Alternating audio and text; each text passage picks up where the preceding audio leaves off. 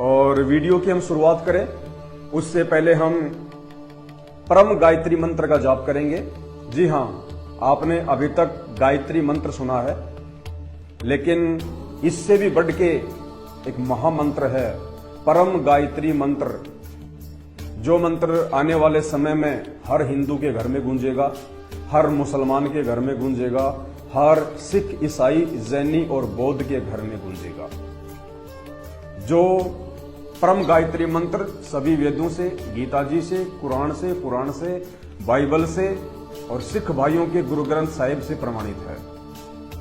और वर्तमान में हमारे हिंदू भाई जिस गायत्री मंत्र का जाप करते हैं या फिर मेमोरी कार्ड में लगा के अपने अपने घर में या मंदिरों में लगा देते हैं, 24 घंटे बजता रहता है, ओम भूर्भुवस्सुः तत्सवितुर्वरेण्यं भर्गो देवस्य धीमहि धियो यो नः प्रचोदयात्। ये गायत्री मंत्र कंप्लीट नहीं है।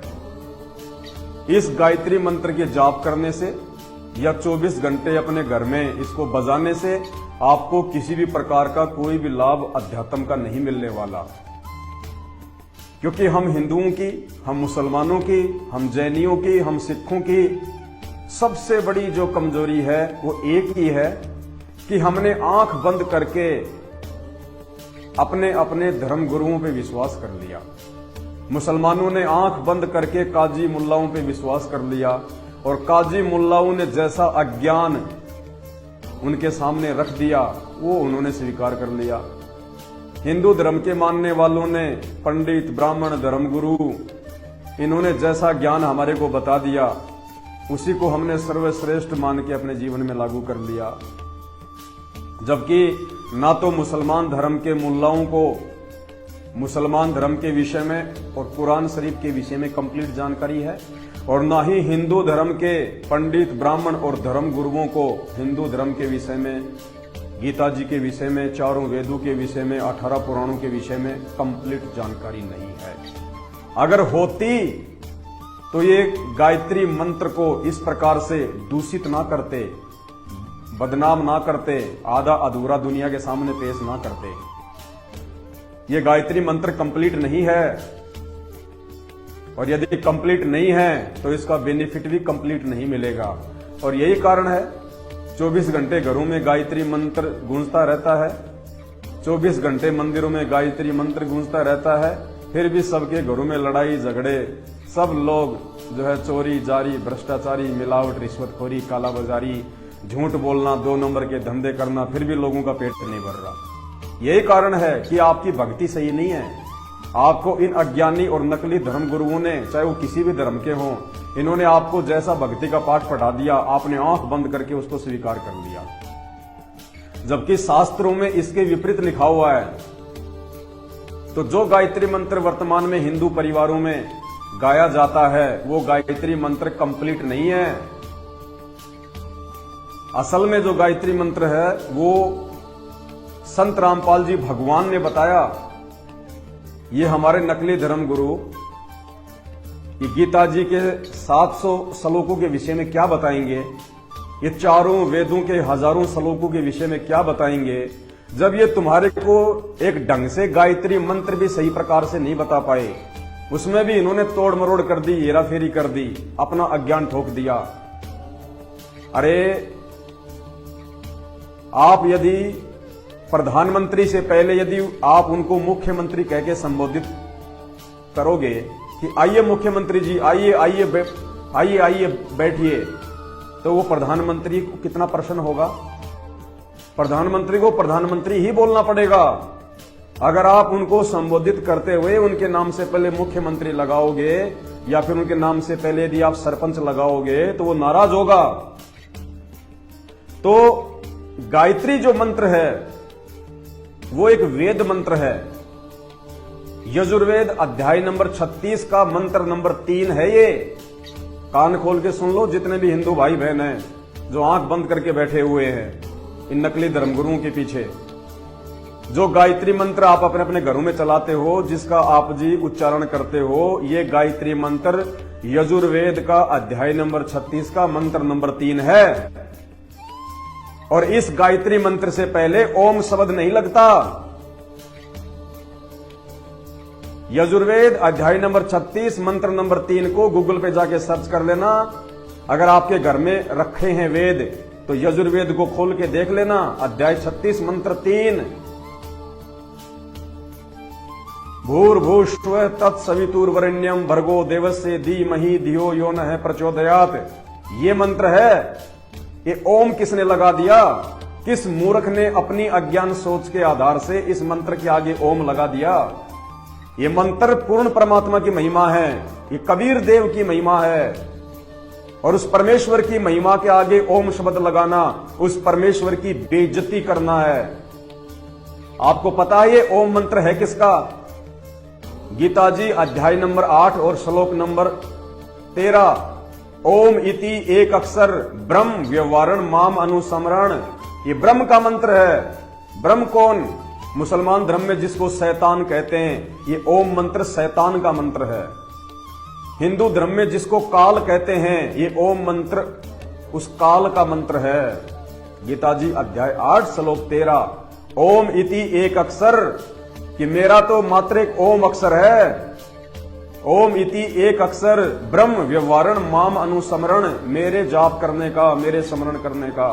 और ये प्रयाति तजम देहम संयाति परमाम गतम, अंतिम श्वास तक जो इसका मंत्र करता है वो मेरे पास में आता है।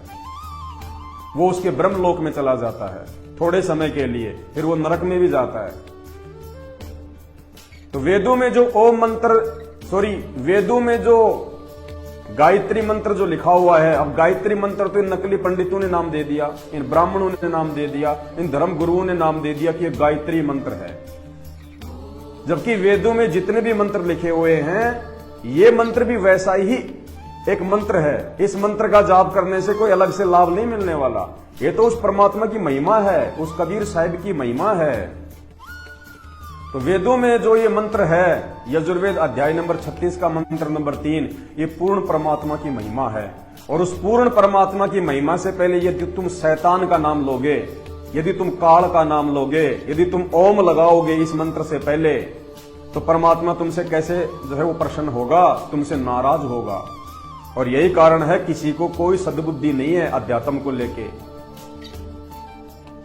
तो अब हम जो महागायत्री मंत्र का जाप करने जा रहे हैं मुश्किल से 1 मिनट तक, ये महागायत्री मंत्र है, ये पूर्ण परमेश्वर की महिमा है। और हिंदू समाज में जिस गायत्री मंत्र का, जिस आधे अधूरे गायत्री मंत्र का जाप किया जाता है, उससे लाखों गुना ज्यादा बेनिफिट ये महागायत्री मंत्र देगा, जिसको संत रामपाल जी ने मंगलाचरण की संज्ञा दी है। मंगलाचरण, मंगलाचरण का मतलब हर कार्य मंगल ही मंगल होना।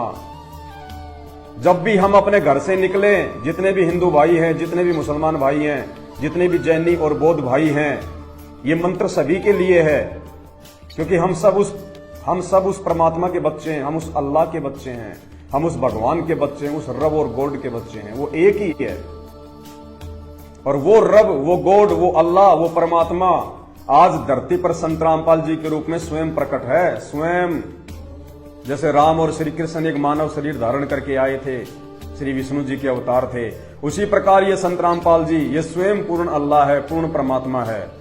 और संत रामपाल जी को, यानी उस पूर्ण परमात्मा को, अपना अंश अवतार भेजने की आवश्यकता नहीं पड़ती धरती पे, क्योंकि जो सबसे बड़ा भगवान है उसको अंश अवतार भेजने की जरूरत नहीं। वो समर्थ है, वो चाहे जितने अवतार धारण स्वयं ही कर सकता है। तो संत रामपाल जी भगवान ने आज पूरी दुनिया के लिए, पूरे विश्व के लिए, सबके मंगल के लिए ये महागायत्री मंत्र बनाया है। महागायत्री मंत्र जो सारे धर्म के धर्मशास्त्रों से प्रमाणित है, जो हिंदुओं के लिए भी है, मुसलमानों के लिए भी है, सिखों के लिए भी है, ईसाइयों के लिए भी है, और आने वाले समय में पूरी दुनिया, क्योंकि आने वाला समय इतना आसान नहीं है, बहुत भयंकर होगा, बहुत पीड़ादायक होगा, बहुत ही दर्दनाक होगा।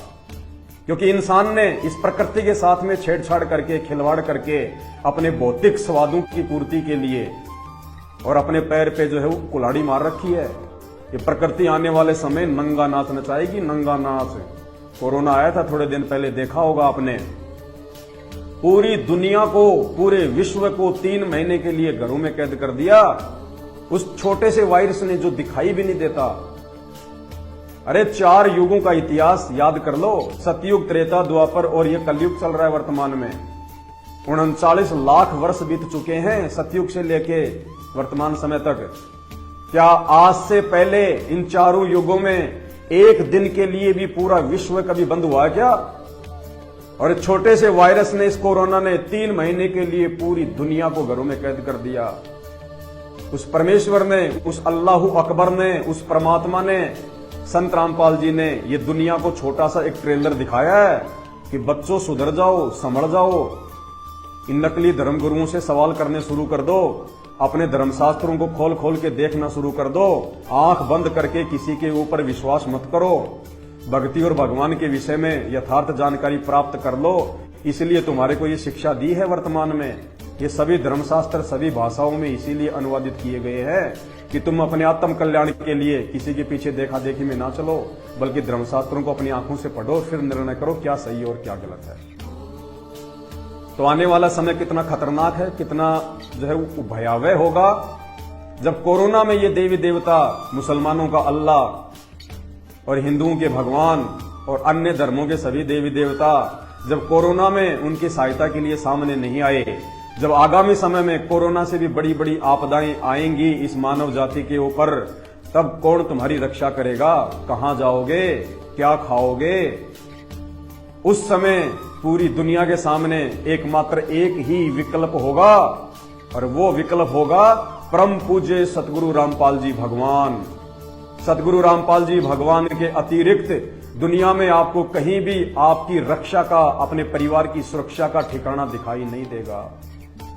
और ये वो परम शक्ति है, ये जब चाहे जैसा भी प्राकृतिक परिवर्तन भी कर सकती है।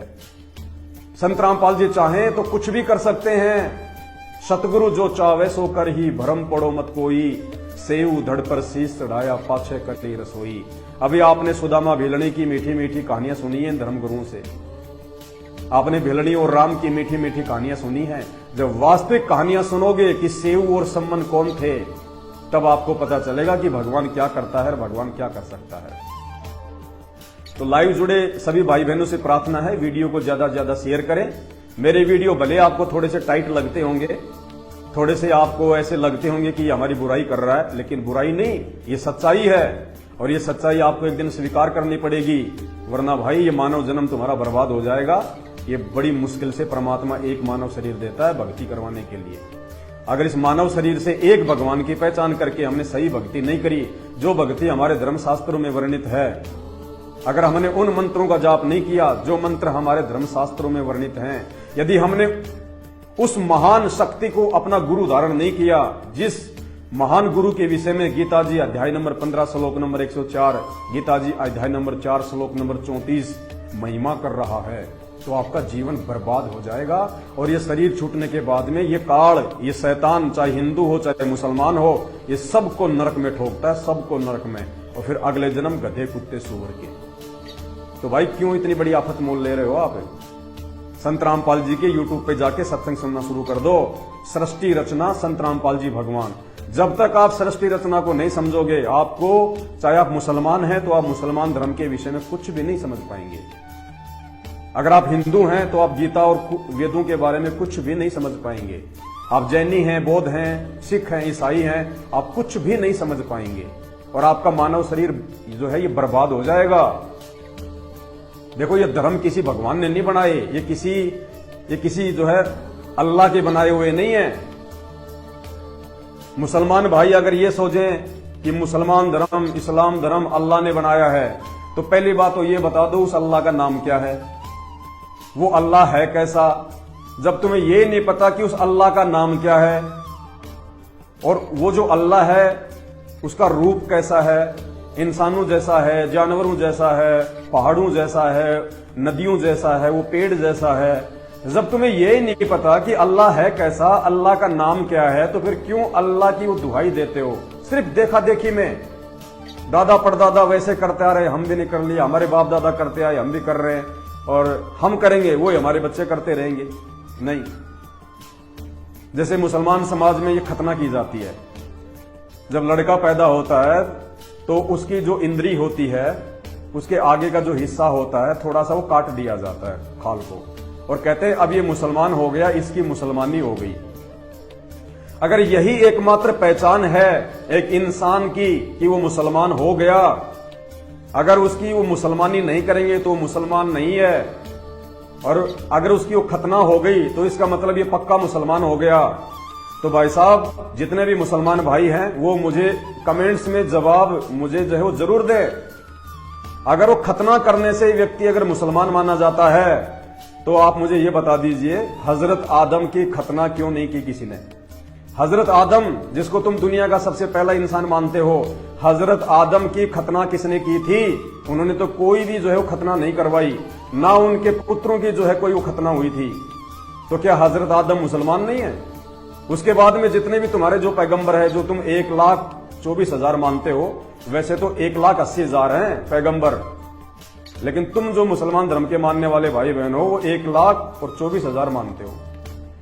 बता दीजिए हजरत मोहम्मद ने भी खतना नहीं करवाई, जो तुम्हारा लास्ट पैगंबर था, तुम मानते हो।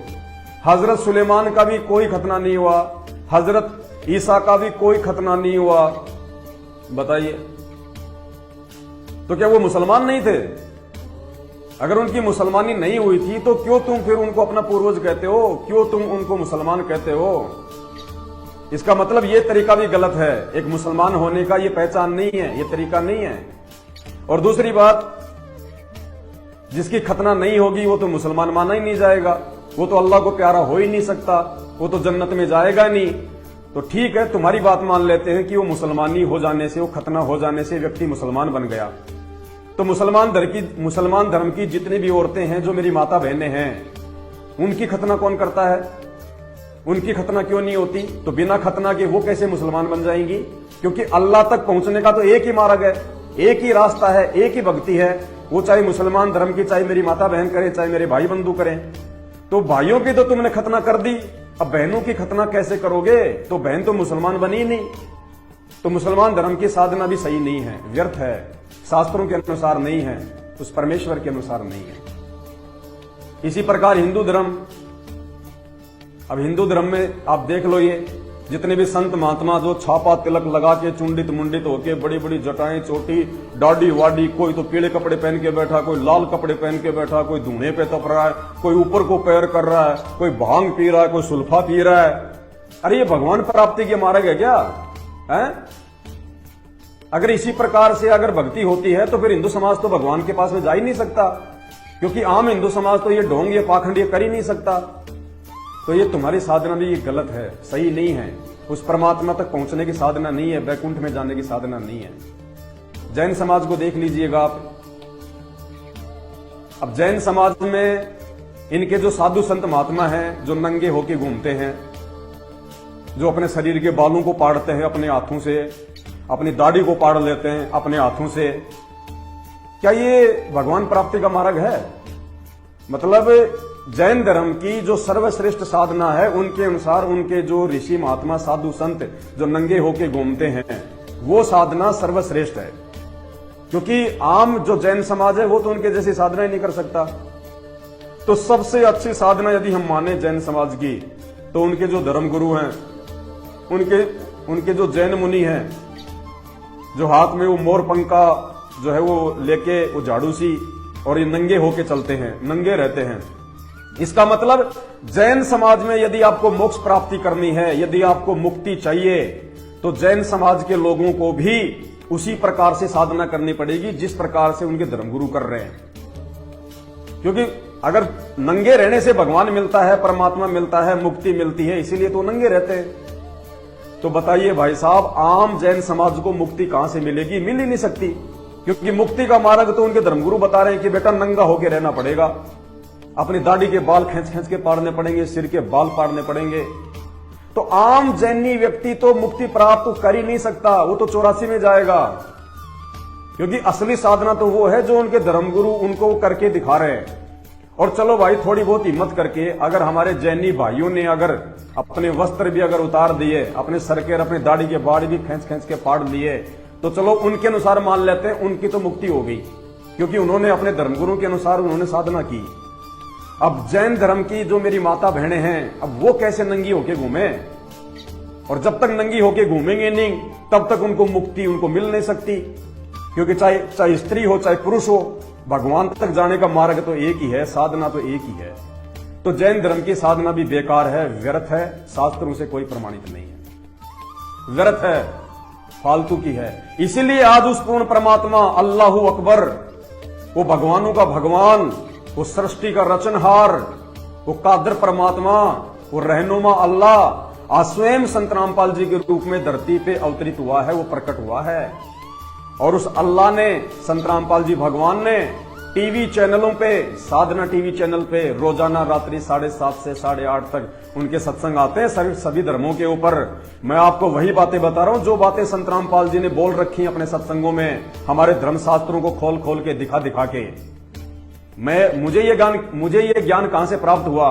मेरे बाप दादा कोई सत्संगी नहीं थे, मुझे संत रामपाल जी से इन बातों का पता चला। उन्होंने शास्त्रों से बताया जो शास्त्रों में लिखा हुआ है। तो भाई साहब, वर्तमान में यदि कोई सच्ची साधना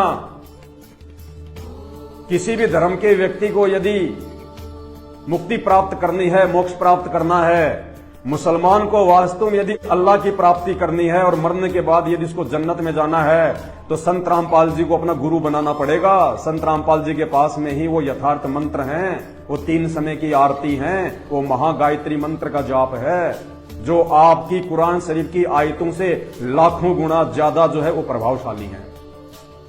तो संत रामपाल जी को अपना गुरु धारण करना पड़ेगा, क्योंकि आपकी कुरान शरीफ में साफ साफ लिखा हुआ है, सूरत फुरकान 25 आयत नंबर 52 से 58 में कि ऐ हजरत, वो अल्लाह जिसने 6 दिन में सृष्टि रची, 7वें दिन तख्त पे जा विराजा, उसकी अगर तुझे पूरी अगर जानकारी चाहिए, उसकी अगर तुझे खबर चाहिए, तो किसी बाखबर से जा पूछ। वो बाखबर, वो इल्म वाला संत रामपाल जी है वर्तमान में, जो उस अल्लाह की जानकारी देगा। ठीक इसी प्रकार अगर हिंदू भाइयों को पूर्ण मुक्ति चाहिए, पूर्ण मोक्ष चाहिए, 84 लाख योनियों में जाने से अगर बचना है, तो भाई गीता जी अध्याय नंबर 15 श्लोक नंबर 104, गीता जी अध्याय नंबर 4 श्लोक नंबर 34 के अनुसार आपको उस तत्वदर्शी संत की शरण ग्रहण करनी पड़ेगी, जिसमें गीता का ज्ञान देते समय अर्जुन को भगवान कह रहा है कि अर्जुन, अगर तुझे पूर्ण मोक्ष मार्ग चाहिए तो तू किसी तत्वदर्शी संत की खोज कर, उसको जाके दंडोत प्रणाम कर, तू उसको प्रसन्न कर, फिर उसके बताए अनुसार भक्ति साधना कर, तब तेरी मुक्ति होगी। श्री कृष्ण जी ने भी हाथ खड़े कर दिए कि मेरे हाथ में मुक्ति नहीं है, मुक्ति केवल उस तत्वदर्शी संत की शरण में है। और वो तत्वदर्शी संत वर्तमान में धरती पे संत रामपाल जी हैं, और वो तत्वदर्शी संत स्वयं अल्लाह है, स्वयं भगवान है, जिन्होंने आज इस सृष्टि रचना की जानकारी दी है। अपने द्वारा रची गई सृष्टि की जानकारी केवल वो अल्लाह दे सकता है, वो परमात्मा दे सकता है। यहां का कोई धर्मगुरु नहीं दे सकता, यहां का कोई सामान्य व्यक्ति, सामान्य जीव नहीं दे सकता। तो आगे का वीडियो हम शुरू करें। ये छोटी सी जानकारी थी, मेरी बातों को थोड़ा सीरियस लेना चाहिए आप भाई बहनों को। जो भी बातें हैं वो तर्क संगत हैं, न्याय संगत हैं, वो धर्म संगत हैं, क्योंकि धर्म पूरी दुनिया में केवल एक ही है और कोई धर्म नहीं है। जीव हमारी जाति है और मानव धर्म हमारा हिंदू, मुस्लिम, सिख, ईसाई धर्म नहीं कोई न्यारा। आज से पहले कोई धर्म नहीं था। अगर हिंदू भाई कहें कि हमारा हिंदू धर्म तो आदि अनादि है, ये तो सनातनी धर्म है, नहीं, हिंदू धर्म कोई सनातनी धर्म नहीं है, कोई आदि अनादि धर्म नहीं है। हिंदू धर्म अगर सनातनी धर्म था तो मुझे बता दीजिए, श्री कृष्ण जी के पास में द्वापर में करोड़ों की सेना थी, उनकी सेना में एक भी हिंदू सैनिक का नाम बता दो, एक भी हिंदू सैनिक का नाम बता दो, सेनापति का नाम बता दो, उनके एक भी हिंदू मंत्री का नाम बता दो। महाभारत का युद्ध हुआ, अरबों खरबों लोगों ने भाग लिया, देवताओं तक शामिल हुए थे उस युद्ध में सूक्ष्म रूप से। 18 करोड़ लोग तो उस युद्ध में जो है आपस में लड़ झगड़ के मरे थे। उन 18 करोड़ लोगों में एक का भी जो है मतलब हिंदू बता दो आप। श्री रामचंद्र जी जो कि त्रेता युग में आए, जब वो सीता को लाने के लिए लंका गए थे, उनकी सेना में एक भी हिंदू का नाम बता दो, उनका सेनापति का नाम बता दो कि वो हिंदू था, वो मुसलमान था, जैनी था, बौद्ध था। तो आदि अनादि धर्म तुम जानते नहीं अभी तक कि आदि अनादि होता क्या है। तुम्हें अभी तक सनातनी की ही परिभाषा का नहीं पता है। ये मुसलमान भाई हिंदू धर्म को क्यों नहीं अपनाते, ये जैनी भाई हिंदू धर्म को ये क्यों नहीं अपनाते? क्योंकि तुमने ठप्पा मार दिया कि श्री राम हमारा, श्री कृष्ण हमारा, सनातन धर्म हमारा, हिंदू धर्म हमारा। अरे जो किसी व्यक्ति विशेष का होता है वो सनातनी हो ही नहीं सकता, वो आदि अनादि हो ही नहीं सकता। जो सनातनी है वो तो सबके लिए होता है। इसी प्रकार मुसलमान धर्म को कोई भी भाई जो है वो स्वीकार नहीं करता। क्यों नहीं करता? मुसलमानों ने ठप्पा मार दिया कि ये मस्जिद हमारी, ये अल्लाह हमारा। अरे अल्लाह सबका होता है, अल्लाह किसी एक का नहीं होता है। अल्लाह जिसने पूरी दुनिया रची है, भगवान जिसने पूरी दुनिया रची है, उसको भगवान कहो चाहे उसको अल्लाह कहो, एक ही है। और उसकी जानकारी भाई साहब आप चाहे मंदिर में जा जाके माथा फोड़ दो, चाहे मस्जिद में जा जाके चाहे आप जी अपना माथा रगड़ लो, कितनी नमाज कर लो, कितना ही आरती कर लो, कितने तीर्थ यात्राओं पे जाओ, कितनी तुम कावड़ लाओ, उस एक परमात्मा की जानकारी और इस मानव जीवन में भी पूर्ण सुख और मरने के बाद में वो परम शांति अगर प्राप्त करनी है तो आपको जो है वो सृष्टि रचना का ज्ञान होना अति आवश्यक है कि ये सृष्टि रची कैसे गई, ये ऊपर के लोक, ये परलोक, ये ब्रह्मांड, ये खंड, ये पिंड, ये मानव, स्त्री, पुरुष, बच्चे, ये जितने भी जो पशु योनियां हैं, पेड़ पौधे हैं, सागर, महासागर, पृथ्वी, नदियां, ब्रह्मा विष्णु महेश, ये 33 करोड़ देवी देवता कौन है, क्या है, ये कहां से आए, जब तक आपको इस पूरी सृष्टि रचना की जानकारी हासिल नहीं होगी, आप सर पटक पटक के मंदिर और मस्जिद पे चाहे अपने प्राण त्याग देना, आपको अल्लाह, भगवान, परमात्मा आपको लाख जन्म में भी आपको जो है वो दीदार नहीं देने वाला। और अगर आप उसको देखना चाहते हैं, उस अल्लाह को जिसको आप कहते हैं निराकार है, बेचून है, दिखाई नहीं देता, अरे अगर वो बेचून है, दिखाई नहीं देता, तो फिर उसको बताया किसने कि वो अल्लाह है? इतना तो दिमाग पे जोर लगाओ। जिस चीज को किसी ने देखा ही नहीं, जिसका कोई नाम नहीं जानता, फिर भी कहते हैं वो अल्लाह है, वो परमात्मा है, निराकार है। निराकार है, आज तक किसी ने देखा नहीं, किसी को नाम का नहीं पता, तो ये किसने बता दिया कि वो अल्लाह है? फिर उसका नाम किसने बता दिया? जिसका शरीर नहीं है फिर उसका नाम क्या हुआ? तो ये मूर्खता से बाहर निकलो। ये मानव शरीर हिंदू, मुसलमान, जैन, ईसाई में आपस में भटके और ये उल्टी साधना करके नरक में जाने के लिए नहीं मिला।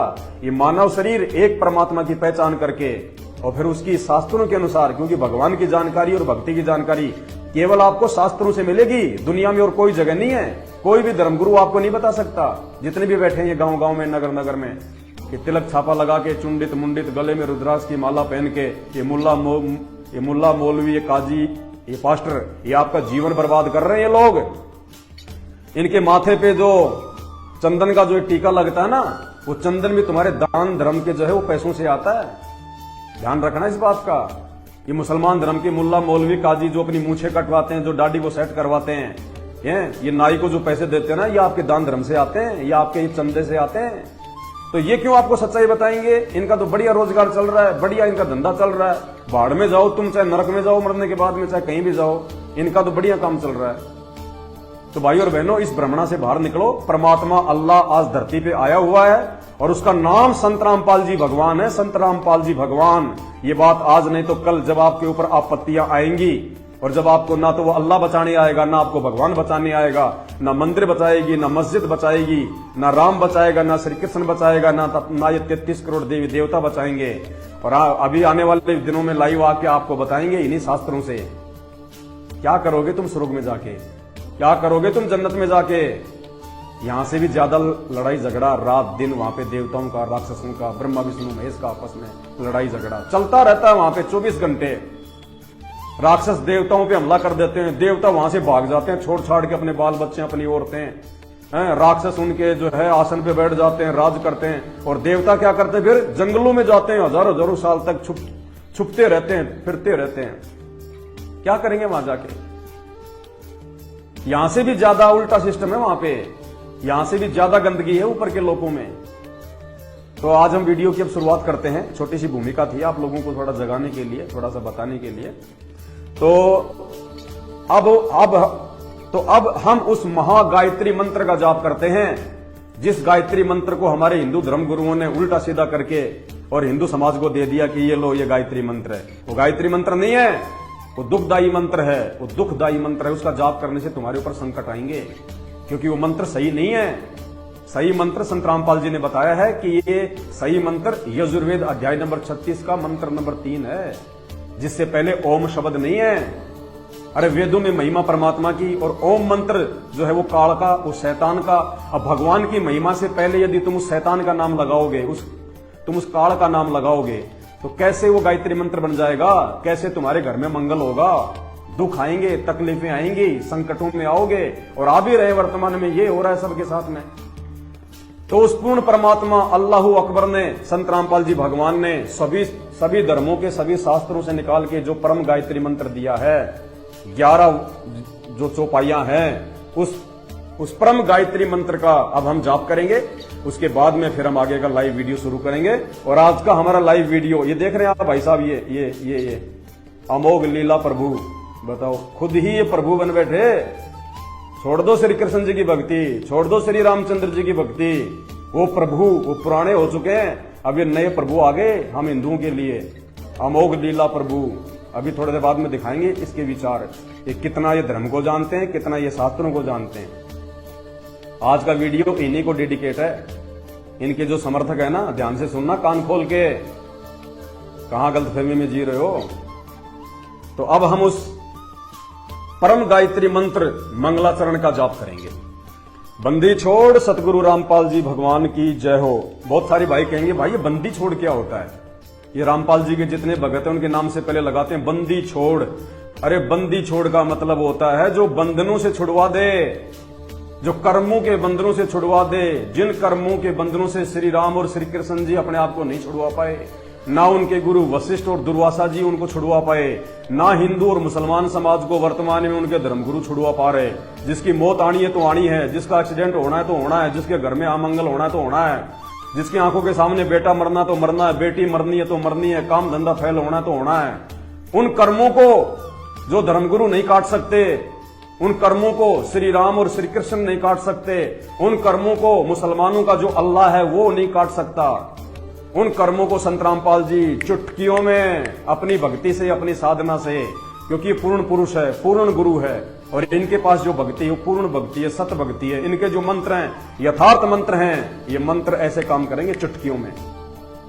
तो बंदी छोड़ो उसको कहते हैं जो सभी प्रकार के जो बंधनों से, मुसलमान भाई जो शैतान के बंधन में बंधे हुए हैं, हिंदू भाई जिस काल के बंधन में बंधे हुए हैं, जन्म और मरण के जो है बंधन में बंधे हुए हैं, दुखों के बंधन में बंधे हुए हैं, ऋण संबंधों के जो बंधन में बंधे हुए हैं, उन सभी बंधनों से जो छुड़वा के इस आत्मा को जो अमर कर दे, जो उस अमर लोक में पहुंचा दे, जो उस सतलोक में पहुंचा दे, जो बैकुंठ में पहुंचा दे, उसको कहते हैं बंदी छोड़।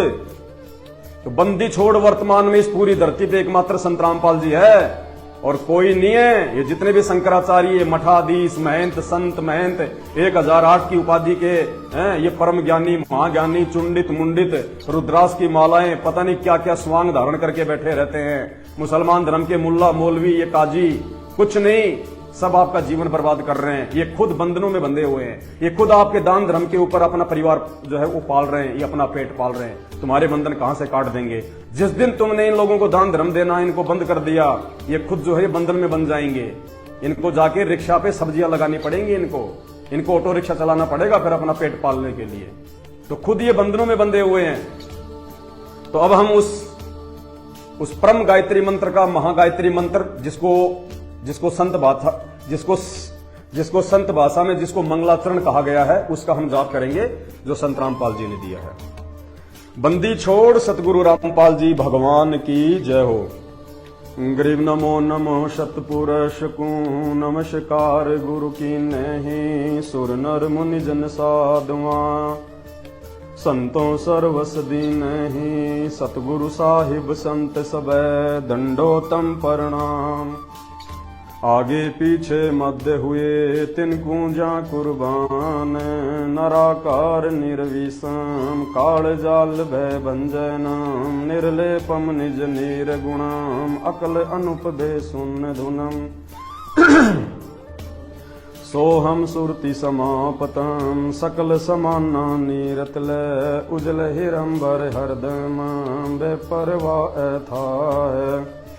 वार पार नहीं मध्य तम गरीब जो सुमरे सिद्ध होई, गणनायक गलताना करो अनुग्रह सोई, पारस पद परवाना।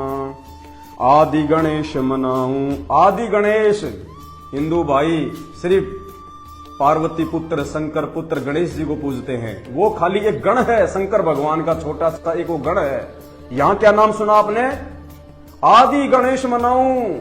आदि गणेश यानी जिस गणेश की हिंदू समाज में पूजा की जाती है उसका भी नायक, उसका भी स्वामी, उससे ऊपर वाला जो गणेश है, जो पूरी सृष्टि का जो मंगल करता है, जो आदि अनादि है, जो सबसे पहले वाला जो गणेश है, उस गणेश को मनाऊं।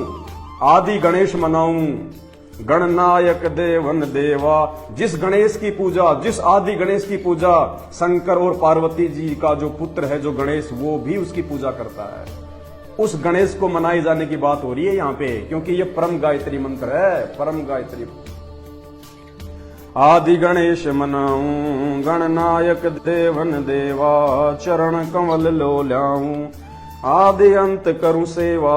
परम शक्ति संगीतम। रिद्धि सिद्धि दाता सोही। अविगत गुण है अतीतम। सत्य पुरुष निर्मोही। जगदम्बा जगदीशम। ये जगदम्बा और जगदीशम, ये जगदम्बा शब्द यहाँ पे ये दुर्गा जी के लिए नहीं है, और ये जगदीश शब्द यहाँ पे श्री विष्णु जी के लिए नहीं है। इन शब्दों की व्याख्या करोगे तब पता चलेगा। जगदम्बा, जगत प्लस अम्मा, जिसने पूरे संसार की रचना की है, जिसने सभी मानव शरीरधारी प्राणियों की, जीव जंतुओं की और पक्षियों की जिसने रचना की है। जगत अम्मा, पूरे जगत को पैदा करने वाली माँ, वो अल्लाह अकबर, वो पूर्ण परमात्मा, वो गॉड, वो है असल में जगदम्बा, जो सबकी माँ है। तमेव माता च पिता तमेव, तमेव बंधु च सखा तमेव, तमेव विद्या च द्रविणम तमेव, तमेव सर्व मम देव देव। वो माता जो सबकी माता है, जिसने सबको पैदा किया है, जिसने 6 दिन में सृष्टि रच के 7वें दिन तख्त पे विश्राम किया, वो माता, वो कबीर देव जो वर्तमान में संत रामपाल जी के रूप में धरती पे प्रकट है।